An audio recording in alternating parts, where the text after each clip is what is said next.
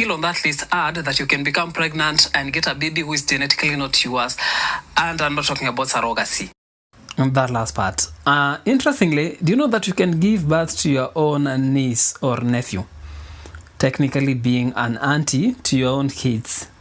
Let me show you how that can happen. Your dad is in the bedroom and your mom in the kitchen. So your dad calls out for your mom and he's like, I can't seem to find my socks. Come and help me find them.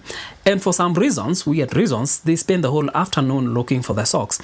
Fortunately or unfortunately, your mom is hyper-ovulating, meaning that 2 eggs, 1 ovulation. Your dad seems to have infinite supply of sperms. So we have 1 for each. What will happen here? Fraternal twins. Now, I'm sure you've seen some weird things happening like disappearing twin syndrome. I'm sure you've seen conjoined twins.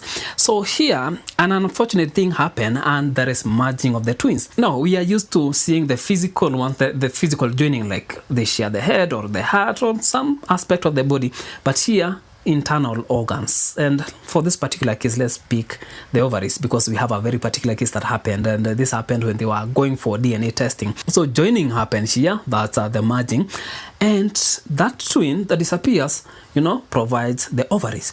So we have 2 sets of DNA in this twin that will grow to a very, very beautiful young lady that we have here.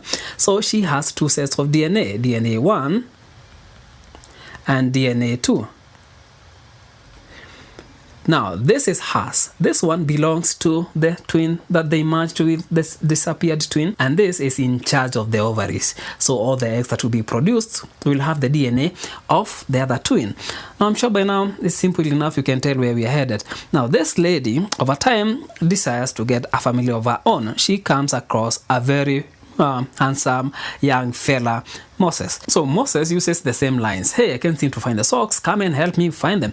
And because they spend almost the whole afternoon looking for the socks, they can't seem to find them. They look for something else to do and they happen to make a baby. Now, where do you think this baby will belong to?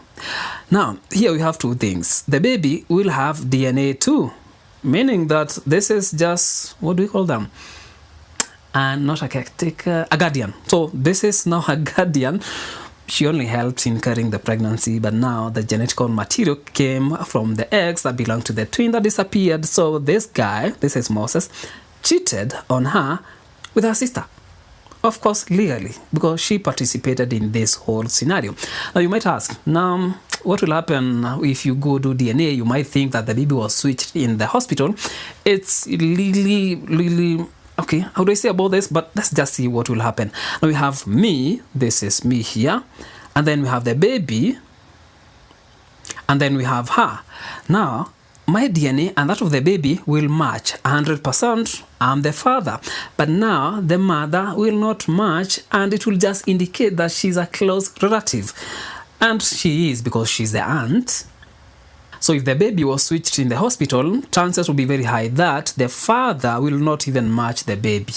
Even you, both of you are not going to match the baby, but because the father here is matching the baby, means that it's you. Such cases used to be very rare, but nowadays because of assisted fertility, you find that you can take something like Clomiphene that will make you hyperovulate, that produce more than 1 egg in 1 ovulation.